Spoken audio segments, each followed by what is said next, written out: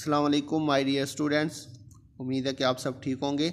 हम पढ़ रहे हैं managerial accounting Matz Usry 7th edition है, chapter number 21 gross profit analysis. आज हमारा लेक्चर नंबर 8 है और आज हम बुक से एक्सरसाइज नंबर 8 डिस्कस करेंगे। तो सबसे पहले हम क्वेश्चन को डिस्कस कर लेते हैं। क्वेश्चन के अंदर उसने आपको कहा हुआ है the 19A income statement of the Broom Corporation showed. ये उसने आपको इनकम स्टेटमेंट बताई हुई है 19A की। सेल आपके पास 90,500 यूनिट्स है और उसकी टोटल जो सेल प्राइस है वो 7,60,200। कॉस्ट ऑफ गुड्स सोल्ड 4,52,500 और ग्रॉस प्रॉफिट आपके पास आ रहा है 3,07,700। For 19B the management forecast a sale volume of 1 lakh units at a sale price of 8.20 per unit.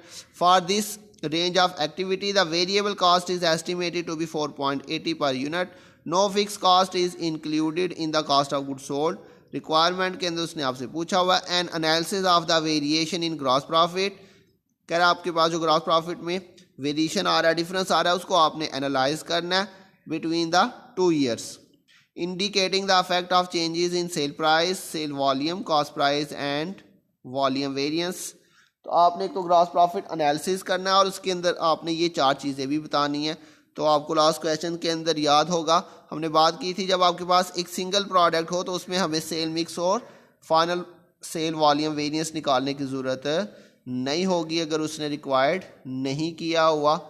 अगर रिक्वायर्ड किया हुआ तो फिर हम निकाल लेंगे, अदरवाइज़ हमें निकालने की ज़रूरत नहीं है। तो जैसे यहाँ पर इस क्वेश्चन के अंदर भी उसने आपको स्पेसिफाई कर दिया कि हमने सिर्फ 4 जो है वो चीज़ें निकालनी है ग्रॉस प्रॉफिट एनालाइज करने के लिए। तो सबसे पहले हम डाटे को अरेंज करते हैं। तो ये उसने आपको डाटा दिया हुआ था 19A का, तो इसकी मदद से हम वैल्यूज़ लिख लेते हैं। तो यहाँ पे आपके पास एक चीज़ यहाँ पे अगर आप देखें तो थोड़ी सी डिफरेंट आ रही है। हम यहाँ पे लिखते थे एक्चुअल सेल प्राइस और स्टैंडर्ड सेल प्राइस, लेकिन आज वाले क्वेश्चन में हमने एक्चुअल सेल प्राइस की जगह पे यहाँ पे हमने क्या लिखा हुआ है, बजटेड सेल प्राइस। तो यहाँ पे हमने बजटेड क्यों लिखा ये भी आपको मैं नेक्स्ट स्लाइड में बताता हूँ। फिलहाल हम स्टैंडर्ड सेल प्राइस देखते हैं कहाँ से आ रही है हमारे पास। ये है स्टैंडर्ड सेल प्राइस। तो हमने बात की थी जो हमारे पास लास्ट ईयर होगा वो हमारा स्टैंडर्ड होगा। ये 19A हमारा स्टैंडर्ड है। तो स्टैंडर्ड सेल प्राइस यहाँ पे उसने आपको सेल प्राइस पर यूनिट में नहीं दी हुई, तो वो हमें खुद निकालनी पड़ेगी। तो ये आपके पास उसने आपको टोटल सेल बताई हुई थी 7,60,200 और ये आपके पास यूनिट भी बताए थे 90,500। तो ये हमने टोटल सेल को टोटल यूनिट्स पे यहाँ पे डिवाइड किया हुआ है, वर्किंग भी मैंने शो की हुई है। तो ये आपके पास आ रहा है 8.40, ये स्टैंडर्ड सेल प्राइस आ जाएगी। इसी तरह से स्टैंडर्ड कॉस्ट प्राइस निकाल लेते हैं। स्टैंडर्ड कॉस्ट प्राइस उसने आपको बताई हुई है यहाँ पे टोटल 4,52,000 और ये आपके पास जो यूनिट सोल्ड उसने आपको बताए हुए हैं उसी के साथ हम यहाँ पे क्या करेंगे, डिवाइड करेंगे। ये हमने वर्किंग की है, ये डिवाइड करके आपके पास स्टैंडर्ड कॉस्ट प्राइस आ रही है 5 और उसके बाद स्टैंडर्ड यूनिट सोल्ड आपके पास ये 90,500, ये यहाँ से आ जाएंगे। तो ये हमारे पास स्टैंडर्ड डाटा आ गया। अभी हम देखते हैं हमारे पास ये जो बजटेड सेल प्राइस है ये कैसे आएगी और इसको हमने बजटेड क्यों लिखा, एक्चुअल क्यों नहीं लिखा हमने। तो नेक्स्ट स्लाइड में देखते हैं। यहाँ पे देखिएगा उसने आपको बताया हुआ है 19B का डाटा, लेकिन 19B का ये जो उसने आपको डाटा दिया हुआ है ये उसने आपको एक्चुअल डाटा नहीं दिया हुआ, मतलब एक्चुअल सेल नहीं बताई हुई।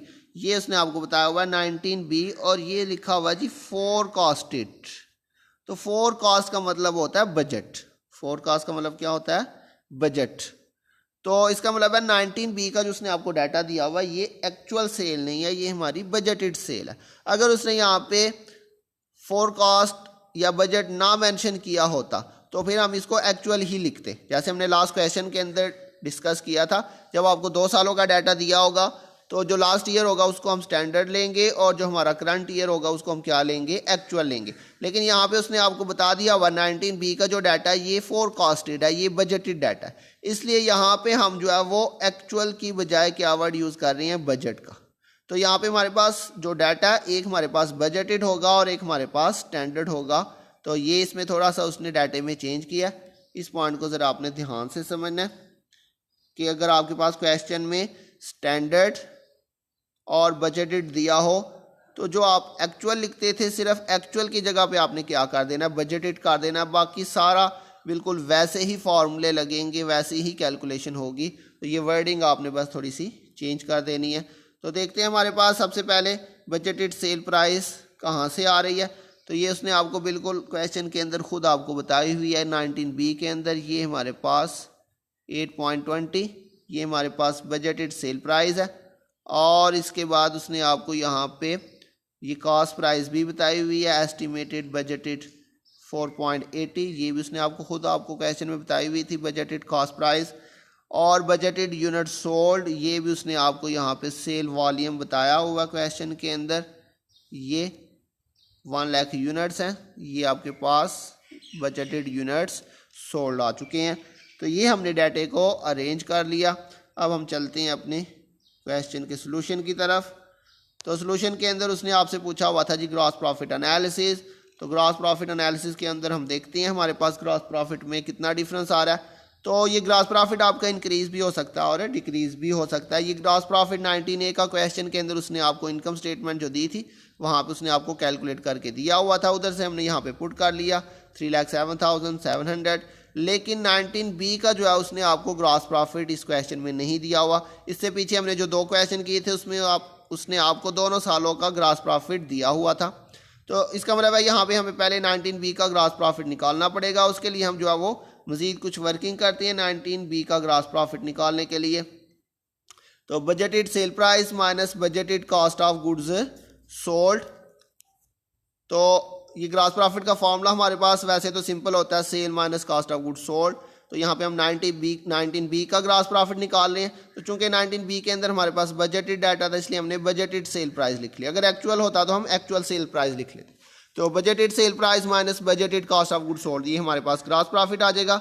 अब हम मज़ीद देखते हैं बजटेड सेल प्राइस हमारे पास किस तरह से आएगी। इसके लिए हमने मज़ीद उसको आगे फार्मूला लिख लिया, budgeted unit sold multiply by budgeted sale price और minus budgeted cost of goods sold कैसे आएगी, budgeted unit sold multiply by budgeted cost price. अब इसके अंदर हम वैल्यूज पुट करते हैं। 1 लाख कहाँ से आया हमारे पास, बजटेड यूनिट सोल्ड ये उसने आपको क्वेश्चन में बताए हुए थे, बजटेड यूनिट सोल्ड 1 लाख ये आ गया हमारे पास। और मल्टीप्लाई करेंगे बजटेड सेल प्राइस। तो बजटेड सेल प्राइस ये नंबर फर्स्ट पे हमारे पास क्वेश्चन में गिवन था 8.20 माइनस फार्मूले का बजटेड यूनिट सोल्ड फिर से 1 लाख आ जाएंगे और बजटेड कॉस्ट प्राइस ये हमारे पास आ जाएगी 4.80। तो इनको मल्टीप्लाई किया हमने तो ये आपके पास आ रहा है 8,20,000 और 4,80,000 माइनस किया तो 3,40,000। तो ये हमारे पास 19B का ग्रॉस प्रॉफिट आ चुका है। अब हम जो पीछे छोड़ के आए थे उसी के अंदर जाके हम जो है वो इसको पुट कर देते हैं। तो ये 3,40,000 हमारे पास ग्रॉस प्रॉफिट आ गया 19B का। इनका डिफरेंस लिया तो 32,300। तो यहाँ पे ग्रॉस प्रॉफिट में इंक्रीज हो रहा है, जबकि हमने लास्ट जो 2 क्वेश्चन किए थे उन दोनों में हमारा जो ग्रॉस प्रॉफिट था वो डिक्रीज हो रहा था। तो ग्रॉस प्रॉफिट इंक्रीज भी हो सकता है और डिक्रीज भी हो सकता है। तो इसके बाद हम देखते हैं हमारे पास उसने आपसे क्या क्या पूछा हुआ था। सबसे पहले उसने आपसे पूछा हुआ था सेल प्राइस वेरिएंस। अगर वो आपसे ना भी पूछता, सिर्फ इतना ही कह दे ग्रॉस प्रॉफिट एनालिसिस करें, फिर भी आपने ये चारों चीज़ें ज़रूर निकालनी है। और जो लास्ट 2 चीज़ें हैं सेल मिक्स और फाइनल वॉल्यूम वेरिएंस, अगर तो 2 प्रोडक्ट्स होंगी तो फिर वो निकाल लेंगे, और अगर एक ही प्रोडक्ट हुई तो फिर उसे निकालने की ज़रूरत नहीं है। तो सेल प्राइस वेरिएंस का फॉर्मूला हमारे पास हमने लास्ट क्वेश्चन के अंदर फॉर्मूला इसका यूज़ किया था actual sale price minus standard sale price. लेकिन यहाँ पे चूंकि बजटेड डाटा दिया हुआ था 19B का, तो जहाँ जहाँ पे हम एक्चुअल लिखते थे सिर्फ उसकी जगह पे हमने बजटेड का वर्ड यूज़ करना है, बाकी सारे फार्मूले बिल्कुल वही हैं। तो budgeted sale price minus standard sale price multiply by, यहाँ पे हम लिखते थे एक्चुअल यूनिट सोल्ड, तो हमने एक्चुअल की जगह पे क्या लिख दिया यहाँ पे बजटेड यूनिट सोल्ड। अब इसके अंदर हम वैल्यूज पुट करते हैं। बजटेड सेल प्राइस आपके पास ये आपके पास दी हुई है 8.20 और माइनस स्टैंडर्ड सेल प्राइस ये उसी के आगे हमने कैलकुलेट की थी ये 8.40 और मल्टीप्लाई करेंगे बजटेड यूनिट्स सोल्ड के साथ। तो ये आपके पास बजटेड यूनिट सोल्ड है। तो ये हमने सारा सॉल्व किया तो ये हमारे पास माइनस में आंसर आ रहा है। तो सेल प्राइस वेरिएंस है, माइनस में आंसर आएगा तो हम इसे क्या लिख लेंगे, अनफेवरेबल। उसके बाद नेक्स्ट हम कैलकुलेट करते हैं सेल वॉल्यूम वेरिएंस। उसका फॉर्मूला आपके पास लास्ट क्वेश्चन के अंदर था एक्चुअल यूनिट सोल्ड, तो यहाँ पे हमने लिख लिया budgeted unit sold minus standard unit sold और multiply by standard sale price.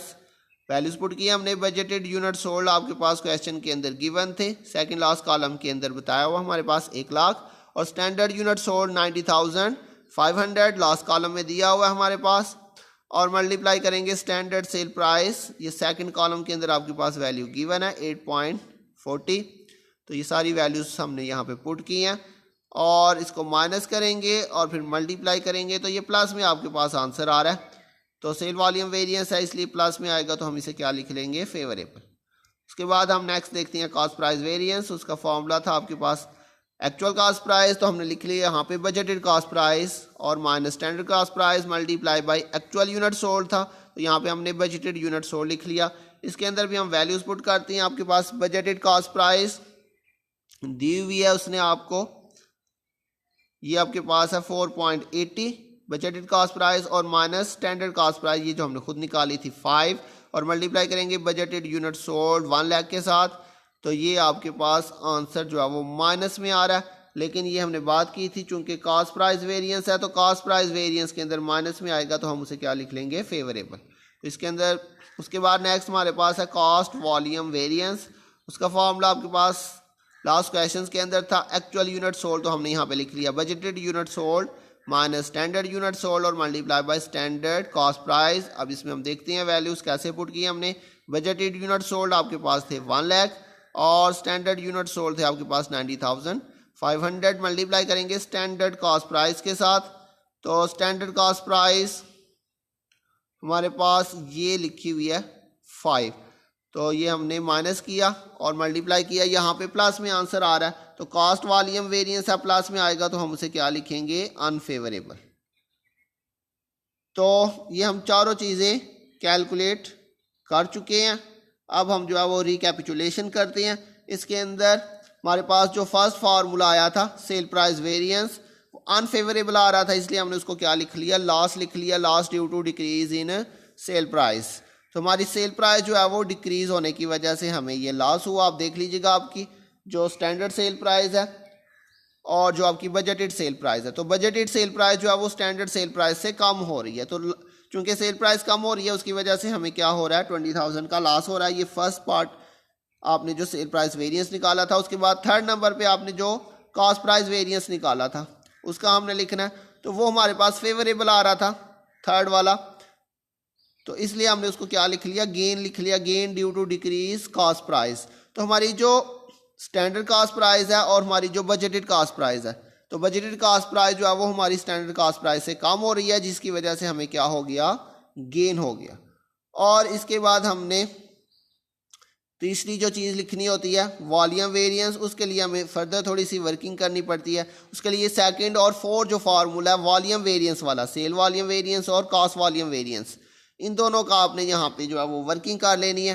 तो सेल वॉल्यूम वेरिएंस आपके पास 79,800 फेवरेबल आ रहा था, जबकि कॉस्ट वॉल्यूम वेरिएंस 47,500 अनफेवरेबल आ रहा था। इन दोनों का आपने डिफरेंस लिया, तो फेवरेबल वाली अमाउंट बड़ी थी, तो ये आपके पास 32,300 फेवरेबल आ गया। अब इसको हम ऊपर जो है वो पुट कर देते हैं। ऊपर फार्मूले के अंदर हमने ये पुट किया 32,300, तो ये फेवरेबल आ रहा था, इसलिए हमने इसको क्या लिखा, गेन। और ये गेन क्यों हो रहा है, क्योंकि हमारे पास जो स्टैंडर्ड यूनिट सोल्ड थे वो थे 90,500, जबकि बजटेड है वो 1 लाख है। तो इसका मतलब सेल हमारी बढ़ रही है यूनिट्स के अंदर, तो gain due to increase in units sold. तो 2 आपके पास गेन है और 1 आपके पास लॉस है। लॉस को माइनस कर देंगे और गेन्स को प्लस कर देंगे। इन तीनों को हमने प्लस माइनस किया तो आपके पास 32,300 प्लस का आ रहा है। तो ये आपके पास total increase in gross profit. तो हमने जो स्टार्ट के अंदर ग्रॉस प्रॉफिट का डिफरेंस निकाला था 32,300 आया था, और ये भी हमारे पास 32,300 आ रहा है। तो ये आपकी वेरिफिकेशन भी हो जाएगी इस तरह से। तो आज के लिए हमारे पास इतना ही, तो बहुत जल्द मिलेंगे नेक्स्ट लेक्चर के साथ। अगर किसी पॉइंट की आपको समझ नहीं आई तो आप मैसेज ग्रुप में करके पूछ सकती हैं, या आप इसी वीडियो के नीचे कमेंट सेक्शन में जाके पूछ सकती हैं। इंशाल्लाह मैं उसको मज़ीद एक्सप्लेन करूँगा। तो बहुत जल्द मिलेंगे नेक्स्ट लेक्चर के साथ, तब तक के लिए अपना ध्यान रखिएगा। अल्लाह हाफिज़।